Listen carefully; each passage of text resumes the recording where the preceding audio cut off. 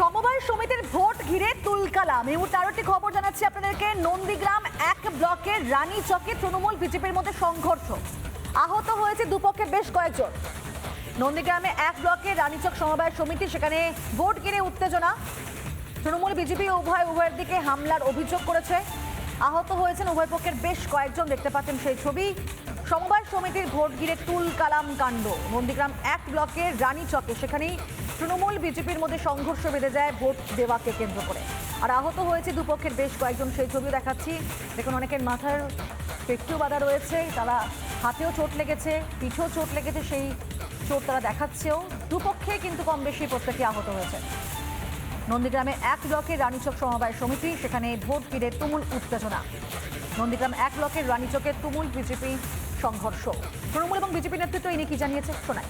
রাত্রি 12টার সময় সাতেঙ্গাবাড়ির সন্ত্রাসী জিহাদি মুসলিমরা হিন্দুদের হরিজন পল্লীতে ঢুকে মা বোনেদের ইজ্জতহানি করার চেষ্টা করেছিল। ওখানকার মা বোনেরা অত্যন্ত জাগ্রত ছিল বলে তার উত্তরটা দিয়েছে ভালো করে। তবে পুলিশ প্রশাসন নন্দীগ্রামে আমি ধন্যবাদ জানাবো, তারা এসে আমাদের হিন্দু মা বোনেদের মারধর করেছে। এই পুলিশ প্রশাসন যে দলদাস থেকে কৃতদাস হয়ে গেছে, তা রানীচক সমবায় সমিতির ভোটের আগে তারা সেই ভূমিকাটা পালন করেছে। এই রাজ্য থেকে বাঁচাতে হলে হিন্দুদের আরও ঐক্যবদ্ধ হতে হবে। হিন্দুরা ঐক্যবদ্ধ ছিল বলেই কালকে প্রাণটা বেঁচেছে তার। আমদাবাদ 2 নম্বর অঞ্চল রানীচক সমবায় সমিতির নির্বাচন।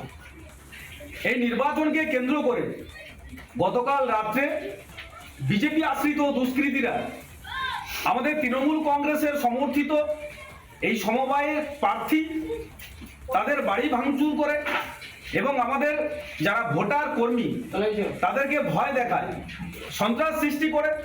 এই খবর পেয়ে যখন আমাদের কর্মীরা সেখানে পৌঁছায়, অতর্কিতে লাঠিচার্জ করে, ওখানে রড দিয়ে কারোর মাথা ফাটিয়ে দেয়, কারোর পিঠ ফাটিয়ে দেয়। আমাদের একজন দাদা তার হাত ভেঙে দিয়েছে। এরা ভয়ে আতঙ্কে তৃণমূল কংগ্রেসের ওপর হামলা চালিয়েছে। অশোক করণের নেতৃত্বে, প্রলয় পালের নেতৃত্বে এইসব ঘটনাগুলো ঘটেছে।